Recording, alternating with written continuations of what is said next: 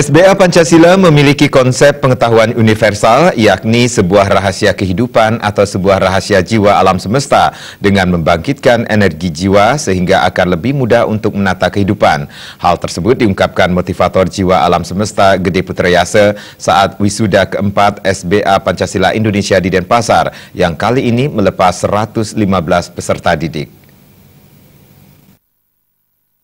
Ketua Panitia untuk tempat dalam wisuda kali keempat dengan tema Formidable Dream Fighters, pendiri SBA Gede Putrayasa menjelaskan tema tersebut memiliki arti menyambut atau merayakan para jiwa semesta yang bermental tangguh dan kuat dalam memperjuangkan impian karena mereka dinilai sungguh-sungguh berjuang untuk keluarganya. Pria yang akrab disapa mentor jiwa alam semesta ini mengatakan SBA Pancasila Indonesia kembali meluluskan peserta didik keempat yang berjumlah 115 orang. Seperti sebelumnya, masing-masing lulusan diberikan dukungan atau bantuan permodalan senilai 4 miliar rupiah. Bantuan ini digunakan untuk membayar tagihan dan memiliki usaha agar lebih tenang dan damai. Menurut Putrayasa, konsep yang ditekankan di SBA Pancasila adalah pengetahuan universal, yakni sebuah rahasia kehidupan atau sebuah rahasia jiwa alam semesta. Setiap peserta ini sudah kami alokasikan untuk menerima support bantuan permodalan itu senilai 4 miliar.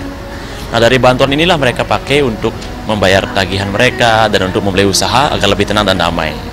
Nah, konsep yang kami tekankan di sini adalah konsep pengetahuan universal. Itu sebuah rahasia kehidupan, rahasia jiwa alam semesta. Di mana di sini kami sebelum memberikan support modal, kami bangkitkan dulu energi jiwanya. Setelah energi jiwanya bangkit, maka dia akan lebih gampang lagi melihat dan menata kehidupan ke depan. Kenapa demikian? Karena sesungguhnya kita terlahir ke dunia ini semua bertujuan mulia, ingin bahagiakan orang tua, pasangan, dan anak-anak. Menyambut para jiwa semesta yang bermental tangguh dan kuat, SBA Pancasila Indonesia di bulan Oktober 2018 meluncurkan 4 perusahaan terbaru di bawah naungan SBA Group, yakni SBA Foundation, perusahaan BO atau Business Owner, SBA Convent, dan SBA Network. Yang pertama itu ada namanya SBA Foundation, itu adalah sebuah wadah yang mana kami memberikan bantuan ataupun kegiatan sosial. Nah, yang kedua kami juga sediakan namanya SBA BO, itu perusahaan yang akan kami launching di bulan Oktober ini.